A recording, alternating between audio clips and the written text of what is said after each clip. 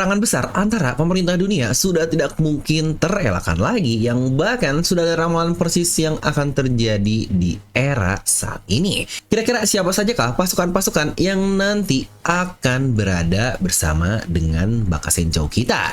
Nah, Gatsu Basel sini kali ini kita akan bahas tentang pasukan-pasukan yang sangat mungkin akan berada dalam aliansi Luffy untuk perang terakhir yang akan terjadi di saga terakhir yang sudah berjalan sekarang di serial One Piece ini. Yang kira-kira siapa sajakah pasukan aliansi yang akan ikut andil? Makanya pastikan kalian tonton video sampai habis agar tidak ada informasi yang miss dan juga setengah-setengah. Karena opsi masuk akal, tapi akal bisa masuk. Dan pastikan juga buat para nakal baru di channel film ini bisa bantu subscribe dan nyalakan bel notifikasinya. Nah, mari tanpa basa-basi lagi kita langsung saja. Wadaw!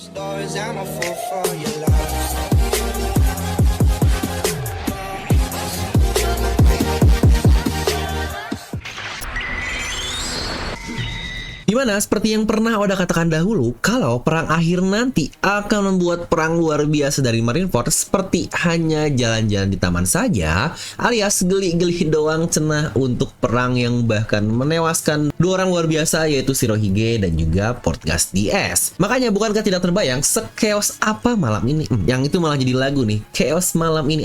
Malam chaos ini ku terasa sepi. Aduh, jadi garam dan madu. Dimana maksudnya adalah chaos apa pihak-pihak nanti yang akan ikut di perang akhir One Piece yang pastinya untuk skalanya akan jauh lebih gila lagi. Dimana untuk lebih sendiri tentu saja dia akan bersiap membawa aliansi-aliansinya yang sudah ada sepanjang 28 tahun serial One Piece berjalan dan juga 1000 chapter ini. Untuk lawannya tentu saja dia adalah pihak pemerintah dunia yang berisi Imu sebagai utamanya. Lalu juga ada Gorosei, para Godsnack yang sebagian kekuatannya sudah pernah kita lihat dan bukankah sangat luar biasa sekali. Dan juga jangan lupa pastinya akan ada pasukan-pasukan kerajaan yang tetap berpihak kepada pemerintah dunia ini. Buah perang besar yang akan meliberationkan atau membebaskan dunia dari tirani, aturan eksploitasi yang sudah berlangsung selama 800 tahun lamanya.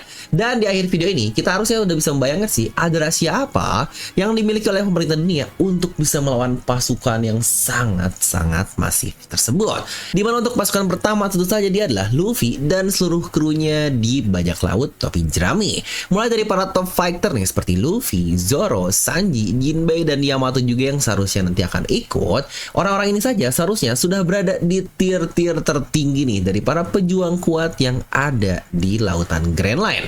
Yang bahkan kru-kru terlemah seperti Usopp, Nami, dan Chopper pun mereka memiliki role-nya yang sangat kuat juga. Dan tidak kalah juga terdapat Franky, Brook, Robin, dan Bonnie yang sebenarnya kekuatan dari orang-orang ini saja menurut saya sudah sangat luar biasa dengan kemampuan spesial yang dimiliki masing-masingnya. Di luar itu jangan lupa pasca Dressrosa kita memiliki nih armada besar dari topi jerami yang sudah narator spill sendiri kalau mereka akan ikut andil di momen besar masa depan yang seharusnya akan terjadi sebentar lagi. Total armada sebanyak 5.640 orang, yang 5.600 atau 56 ini bukan ke angka Gomu favorit dari Oda Sensei. Yang sadar atau tidak, dari armada Luffy ini berisi berbagai ras yang ada loh, dimulai dari suku Kurcaci Tatal, juga suku raksasa, lengan panjang Ideo, terdapat kaki panjang juga dari Blue Gilly yang bukankah momen ini saja sudah cukup mirip dengan mural piece yang pernah kita lihat di mana semua ras bersatu untuk melawan suatu faksi. Lalu juga bukankah masih ada kru-kru hebat seperti dari Cavendish, Bartolomeo, dan Yonta Maria yang sangat banyak itu. Ya kalau terkesan hanya kuat di jumlah, tetapi jangan salah, mereka-mereka ini adalah petarung-petarung top yang ada di dalam Colosseum dan bahkan disandingkan dengan para pejuang lain yang ada di New World. Yang bahkan banyak dari mereka juga bisa menggunakan haki, jadi cukup jelas lah ya, masing-masingnya saja sudah terbilang sangat kuat. Tentu saja selain Cavendish yang bahkan disandingkan dengan S di generasi sebelumnya, terdapat bajak laut raksasa baru nih yang dipimpin oleh Hajruddin dan sekarang dia menjadi highlight di arc terbaru kita yaitu Pulau Elbaf. Dengan kekuatan pasukan Elbaf yang jauh di atas rata-rata manusia, tentu saja kemampuan dari kru yang berjumlah 5 orang ini sangat-sangat patut kita tunggu. Apalagi sekarang momennya sudah sangat pas sekali kan, mereka akan berhadapan dengan Loki. Yang selain itu pula, kita punya aliansi unik nih yang bernama Ninja Pirate Ming Samurai nih, yang diciptakan ketika di Pulau Zou lalu. Rasanya hal ini tidak akan berhenti sampai di Wano Kuni saja, dimana samurai tentu saja dia adalah para pendekar luar biasa dari Wano Kuni. Dan untuk ninja ini rasanya ada bentukan sendiri yang cukup unik, dimana untuk suku Ming dan Wano Kuni tidak perlu kita ragukan lagi lah ya, karena untuk mereka semua ini, terutama ketuanya saja alias Momonosuke, dia adalah shogun dan sudah pasti 1000% akan melakukan apapun untuk perjuangan yang akan dilakukan oleh Luffy kita. Atau bukankah masih ada hal yang belum selesai di Wano Kuni ini terkait Ancient Weapon Pluton dan juga Zunisa. Jadi kemungkinan besar nanti kita akan kembali lagi ke Wano Kuni untuk membereskan satu plot tersebut. Yang kalau dari sisi kekuatan sendiri, jangan lupa lah ya, Wano Kuni ini selaku negeri yang terisolasi,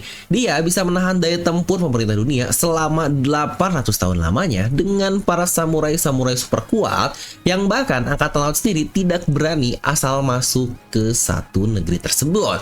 Haki atau Ryowa mungkin sebutan mereka, dan banyak juga kan kemampuan-kemampuan unik yang mereka miliki, seperti contohnya ninja tadi yang barusan kita dia.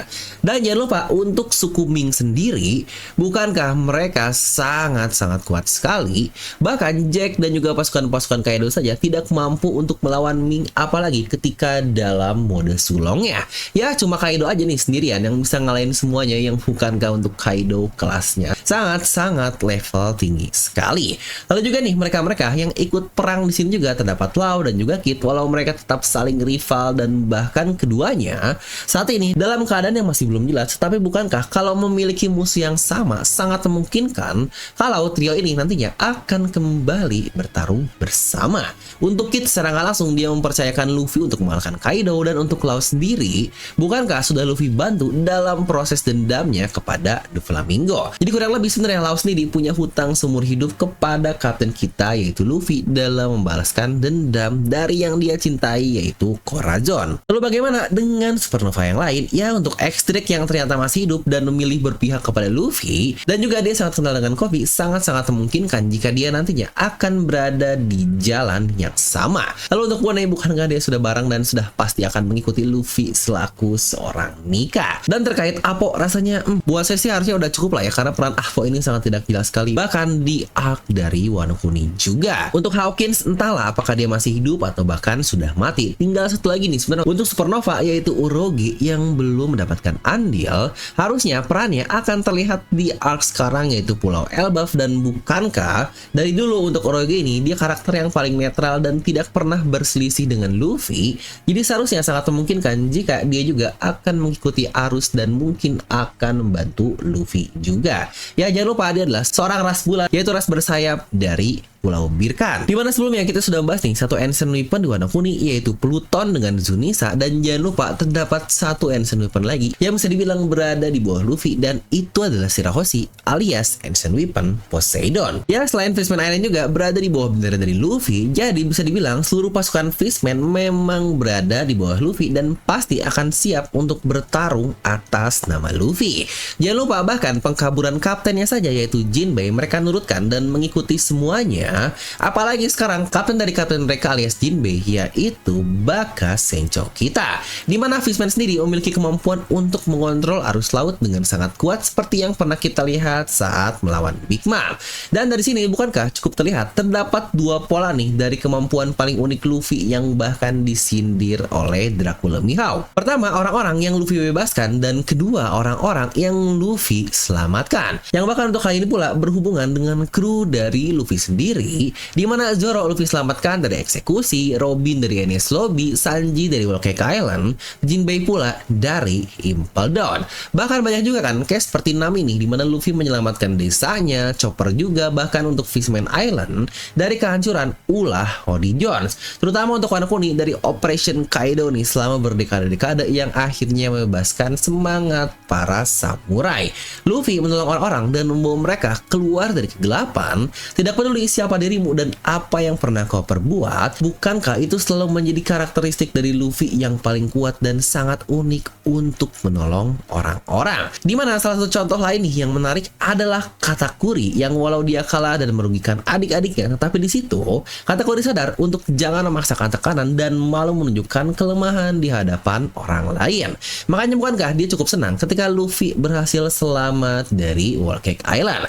Yang jujur sih, saya sendiri sangat berharap sekali nantinya Katakuri akan berperan atau ikut andil yang setidaknya akan bersama dengan kapten kita yaitu Luffy. Serta juga selain mereka-mereka yang diselamatkan, banyak juga kan orang-orang yang Luffy buat berada di pihaknya karena mendapatkan respect dan menginspirasi mereka sampai akhirnya mereka berani mewariskan impian dan harapannya kepada Luffy. Hal ini pun bukankah pernah kita lihat dari arc Skypiea ketika Viper nih yang awalnya musuh Luffy dan bahkan mereka tidak pernah selesai dalam bertarung, yang akhirnya Viper mempercayakan Luffy untuk mengumandangkan nyanyian langit atau lonceng emas tersebut yang sudah lama mereka impikan. Serta juga Shirohige dan Ace yang gagal Luffy selamatkan pun berakhir sama, dimana sisa-sisa bajak lautnya percaya kepada Luffy, seperti contohnya Izo dan juga Marco yang melakukan apapun untuk mereka di Wano Kuni. Bahkan yang secara intrinsik nih seperti Mihawk yang akhirnya membantu Zoro di masa time skip, lalu juga Shanks dan juga Rayleigh, mantan kru dari Raja Bajak Laut, memutuskan untuk menolong dan berada di pihak Luffy. Dimana untuk Gaban sendiri sudah percaya kepada Luffy dan tinggal aksinya saja nih, kita belum tahu dia akan melakukan apa.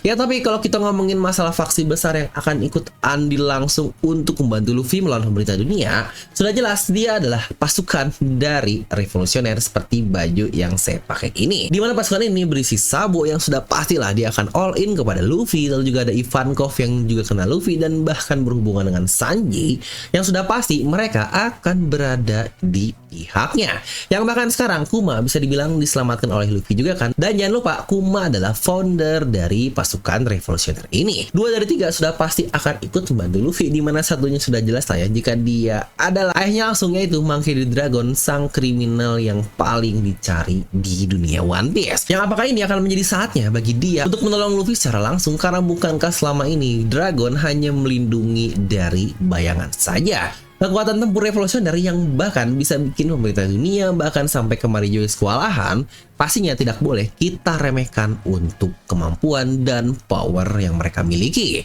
Menariknya, selain faksi dari revolusioner ini, saya merasa akan ada faksi lain yang akan ikut andil, dan itu adalah bagian dari Angkatan Laut. Ya, dengan beberapa kisah yang Vegapunk ceritakan di Pulau Eket lalu, tentu saja contoh-contoh jelas yang sudah sangat respect kepada Luffy adalah Smoker dan juga Fujitora. Mereka adalah saksi bisu sendiri yang melihat bagaimana sebuah negeri akan hancur oleh bajak laut yang akhirnya malah ditolong juga oleh bajak laut, yaitu Luffy ini. Dan yang pastinya untuk Sword sendiri yang punya hutang besar kepada Garp pasca insiden dari Hachinosu, yang kita nggak tahu nih untuk Ji-Chang Garp ini apakah nanti akan ikut andil atau enggak, karena sekarang dalam keadaan yang cukup mengenaskan karena dia masih dalam keadaan terborgol oleh Kurohige. Tetapi jika bebas, sudah pasti dia akan ikut andil untuk menolong cucunya yaitu Luffy. Atau bukankah pasti Garp sendiri tidak mau untuk mengulang kejadian yang sama seperti di Marineford, yaitu kehilangan cucunya yaitu Portgas DS, apalagi sekarang cucu kandungnya. Sebenarnya tinggal tersisa satu orang lagi yang sangat mencurigakan, yaitu Kuzan atau mantan Admiral Aokiji.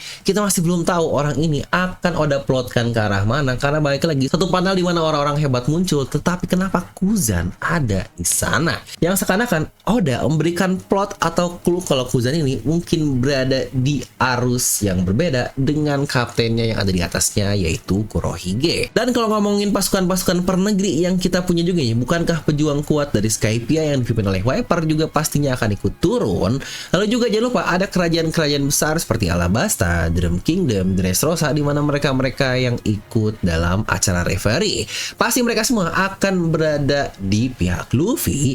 Dan untuk Elbaf lagi-lagi masih 50-50 untuk rakyatnya, di mana sebelumnya 100% lah akan bantu Luffy selaku Nika, dan bahkan mereka juga sangat welcome. Tetapi dengan perilaku Luffy yang membebaskan Loki, pasti akan ada hal lain yang mungkin akan menjadi penyebab mereka Nika membenci Luffy? Atau bukankah Nika sendiri terdapat beberapa versi bagi rakyat Elbaf kan? Dimana ada yang bilang jika dia adalah God of Liberation, tetapi ada juga yang bilang jika dia adalah God of Destruction. Jadi lagi-lagi dua wujud Nika, dua tafsir Nika udah munculkan secara langsung di arc dari Elbaf ini. Dan sebelum masuk ke list selanjutnya, jangan lupa untuk subscribe juga dan nyalakan bel notifikasinya. Next, di sisi lain masih ada nih Hancock dengan seluruh pasukan dari Amazon Lily, dan juga amatan Impel Down seperti Crocodile, Bagi, ya walau kesal tetapi pasti mereka kalau memiliki musuh yang sama akan ikut membantu juga. Ya seperti bagaimana Crocodile beraksi sangat luar biasa di Marineford karena memiliki musuh yang sama yaitu Angkatan Laut. Dan tentu saja satu yang paling kita tunggu adalah Mr. 2 Bonchan yang wah dia apa kabar sekarang, karena bukankah terakhir terlihat dia menjadi Queen dari New Kamaland. Dimana untuk Kuma sendiri ya seperti yang tadi kita bahas, kalau dia sekarang sedang bersama dengan kru dari Topi Jerami. Tinggal nunggu aja Lilit atau Vegapunk apakah dia bisa membuat Kuma kembali normal, karena saya cukup yakin sih kekuatan Kuma ini sangat-sangat luar biasa. Mungkin bisa dibilang setara dengan Yonkou, yang mungkin juga seperti Dracula Mihawk. Dan untuk Mihawk juga ya sudah waktunya sih bagi Oda Sensei untuk menunjukkan kekuatannya sehebat apa, dimana kemunculan awal di chapter 50 bahkan sekarang hampir chapter 1150 kita masih belum tahu kekuatan dari Mihawk ini sehebat apa, selain gelarnya saja yang dikenal sebagai pendekar terkuat, yang bukankah itu gelar yang sangat tinggi sekali, karena 90% dari bajak laut yang ada di dunia One Piece adalah pendekar pedang. Tetapi ngomong tentang Mihawk, bukankah kita juga harus ngomongin tentang rivalnya yaitu Shanks, yang pastinya orang ini juga akan menjadi boost luar biasa untuk aliansi dari Topi Jerami di akhir nanti. Ya dengan kemunculan Samrock, saudara dari Shanks ini, seharusnya Shanks selaku pengkhianat atau mungkin orang jahat ini seharusnya kemungkinannya sudah semakin kecil karena digantikan oleh kakaknya langsung yaitu Samrock. Ya semoga saja untuk Shanks yang tidak ada agenda lain yang akan udah buat plotnya yang akhirnya malah membuat plot twist. Dan sekarang nih bayangkan jika kita sambil tutup mata semua aliansi luar biasa yang sudah Luffy miliki, yang bahkan kita bahas dari awal video ini, dengan orang-orang yang sangat kuat dari seluruh lautan One Piece yang ada, dan tinggal satu pertanyaan besar, apa kemampuan rahasia pemerintah dunia terutama yang Ibu miliki untuk bisa melawan aliansi sebesar ini dan memberikan pertarungan yang cukup fair? Kemungkinan jawabannya akan kita dapatkan di arc Elbaf ini. Toh bukankah prediksi dan ramalannya sudah kita lihat juga dari Mural Piece, di mana semua aliansi dari Nika melawan satu sosok besar yang kemungkinan besar jika itu adalah Imu dan para pemerintah dunianya. Nah jadi itulah untuk satu video ini, dimana bahasan-bahasan terkait siapa saja sosok-sosok yang akan ikut andil bersama Luffy melawan pemerintah dunia di akhir dari serial One Piece. Yang kira-kira apakah masih ada yang miss? Coba tuliskan pendapat kalian di kolom komentar di bawah. Dan seperti biasa, semoga kalian terhibur dengan video ini. Like aja kalian suka, dislike kalau suka, jangan lupa subscribe dan juga share ke teman kalian. Gue Devil pamit, and I'll see you guys next time.